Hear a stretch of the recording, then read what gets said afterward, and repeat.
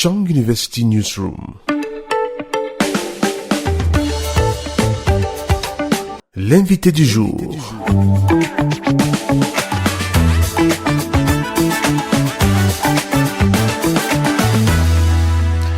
Au sein de l'unité de recherche en informatique fondamentale, ingénierie et application logée à la faculté des sciences de l'université de Chang, le projet de recherche Game Theory and Machine Learning for Cyber Deception, Resilience and Agility, GMCDRA, démarré en 2021, tire à sa fin.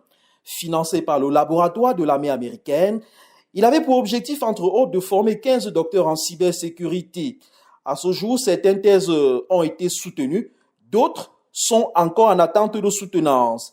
Les doctorants ont tenu les délais puisqu'ils étaient boursiers. Le coordinateur du projet est l'invité de cette édition de Chang University Newsroom sur Radio Campus UDS. Le professeur Marcelin Julius Kenlifak est avec nous dans un instant. En plus du bilan du projet, il nous parle de Volviane Fogo qui est devenue, selon lui, la première femme docteur en cybersécurité entièrement formée au Cameroun. Elle a en effet soutenu sa thèse le 15 avril 2025 et c'est ce jour-là que nous avons enregistré cet entretien. Désormais, Dr Fogo a été très brillante pendant son parcours. Elle a été assidue. Tous les séminaires, elle était exemplaire. Les séminaires doctoraux qui ont été organisés, elle était exemplaire. Et sa thèse a suivi toutes les étapes d'évaluation. Puis la pré-soutenance en interne, au laboratoire, dans le département, l'expertise. Et nous avons eu une très belle soutenance. Malgré toutes ces autres charges, c'est-à-dire qu'elle participait à la rédaction des rapports du projet, elle participait à l'organisation des grandes conférences au niveau de l'Université de Chang, tout en participant aux autres grandes conférences de haut niveau à l'international. Donc c'est une brillante candidate et à mon avis, des étudiants, des jeunes docteurs aussi brillants doivent logiquement être gardés à l'université. Maintenant, il faudrait aussi que nos décideurs et toute la chaîne administrative soient informés et aient cela à l'esprit. Mais je pense que ça devrait devenir une priorité nationale pour nous de garder les meilleurs talents pour les mettre au service de la construction nationale de notre pays. À quel niveau aujourd'hui se situe le projet dans lequel le docteur Fogo a fait ses travaux? Quels sont aujourd'hui les résultats les plus probants? Et puis, est-ce que le projet est terminé ou est-ce qu'il se poursuit?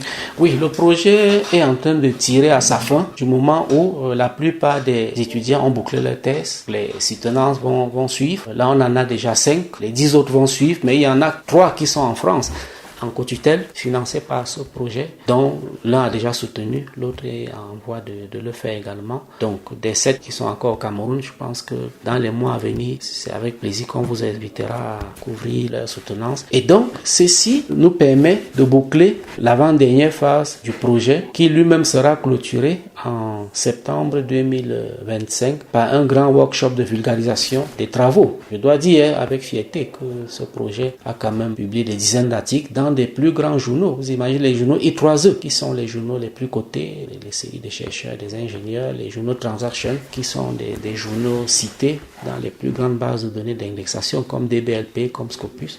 Cette thèse, étant donné que les étudiants étaient bloqués, ils avaient l'obligation de publier dans ces journaux, de niveau Q1 ou de niveau A+.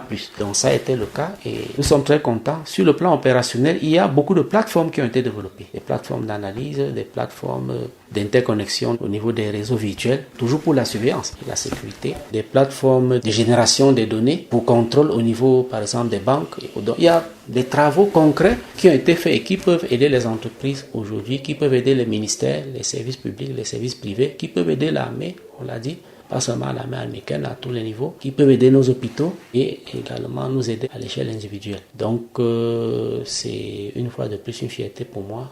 C'est avec beaucoup de joie que nous pensons être en mesure de poursuivre ce projet pour d'autres meilleures perspectives. Et que pense le bailleur de fonds?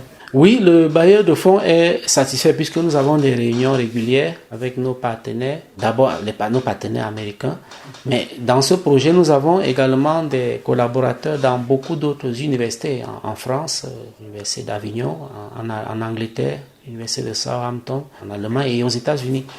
Et donc, nous sommes tous satisfaits.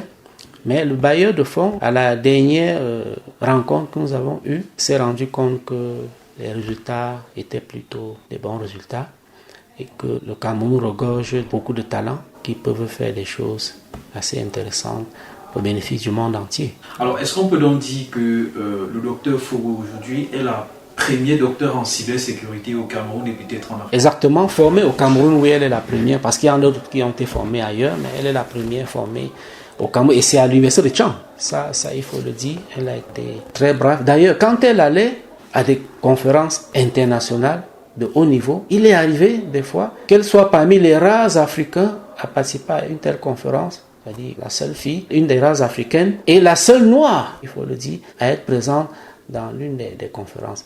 À chaque fois, elle a toujours impressionné le public par la qualité de ses travaux. Et donc, je ne suis pas surpris qu'aujourd'hui, elle ait présenté beaucoup de ses soutenances, ses travaux avec brio, et que le jury ait accepté ce travail avec la plus haute mention qui existe. C'est-à-dire la mention très honorable, à l'unanimité. Elle a d'ailleurs été félicitée de façon individuelle par les différents membres. Merci. Merci. Chang University Newsroom.